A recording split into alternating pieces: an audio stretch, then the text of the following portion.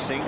And Harbinger on the outside began okay in the early stages, dropping back towards the rear as Duncan. One of the first away out wider, Patara Bay and Bathsheba going fast early. Southeaster began well, takes up a prominent position on the inside rail. Patara Bay is trapped a bit wide.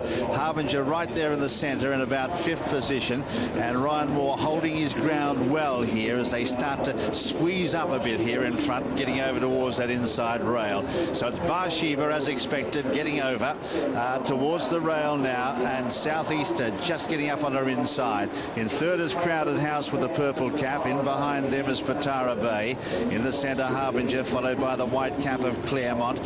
Trapped out wide behind them is Jukebox Jury, followed then by ⅓ back in the field, and towards the rear is Duncan in company there with Sans Frontier.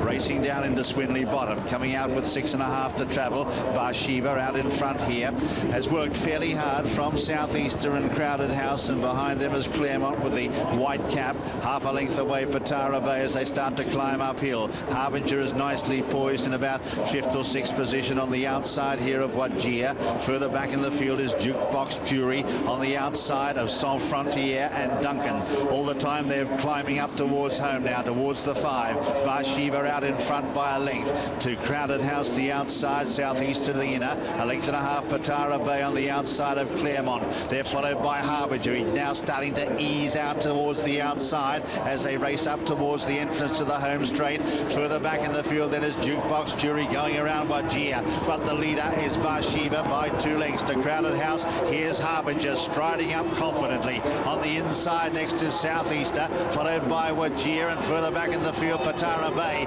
It's turning into the straight in the Hardwick, and on the outside Ryan Moore says go on Harbinger.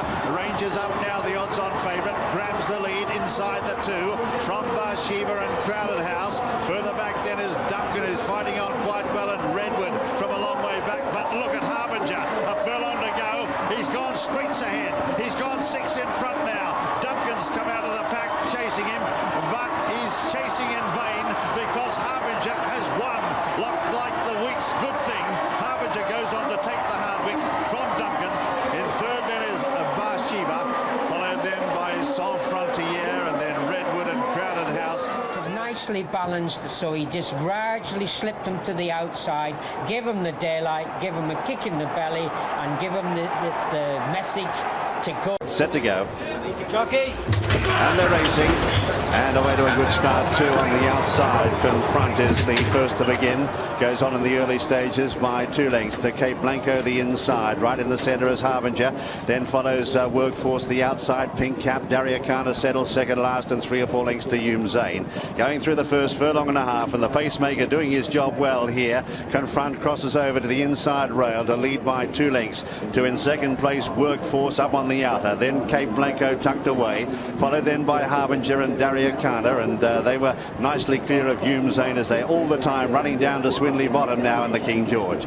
On the inside, still the leader is Confront, out in front by a length. Workforce has settled into a nice racing rhythm in second. Up on the outside there of, in third place, Cape Blanco, the Irish Derby winner. They're followed next in the field by Harbinger, who's nicely poised in 4th position. Further back, Daria Kana and Zane, both at the tail of the field as they race out of Swinley Bottom now, and still out in front is Confront for Richard Mullen, setting a sensible pace and maybe increasing the tempo slightly as they start to pull uphill now by 3 lengths to, in second place, Cape Blanco, who's enjoyed a charmed run on the inside of Workforces in a perfect position, the favourite. 1.5 lengths to Harbinger, sitting behind his stablemate. 2 lengths away, Zane and Daria Kana still at the tail as his 6-runner field pull up towards the half-mile now, and it's on the inside. It's out in front, Confront, followed then by Workforce, who's up on the outer. Pink Cap of Cape Blanco. They're followed then by Harbinger, then Daria Kana and Zane. Now he's working hard on the favourite, trying to get that extra bit out of him now as they come around the home turn. It's Confront out in front by 2.5 lengths. Now Cape Blanco first to go and trying to ease between them, and does so as well as they round the turn. So it's Confront who's now starting to give way, and Cape Blanco call on for an effort. Workforce under the weapon. Harbinger poised on the outside, has ranged up very quickly inside the 2. Harbinger has raced past the Derby winner and the Irish Derby winner. He's taken it up the older horse. Harbinger's gone 4 lengths in front for with half a furlong left to go, and Harbinger is drawing right away. He's going to win by a street. Harbinger wins the King George by the best part of 10 lengths. In second, Cape Blanco. In third, then, is Zain, followed by Daria Kana, worked by the older horse. The older Sir Michael Stout trained runner, Harbinger, has won the King George and won it in brilliant style. Absolutely cruising at the top of the home straight, a champion. As they cross the line, Harbinger is the winner, and it'll be very interesting to hear the judges' official distance.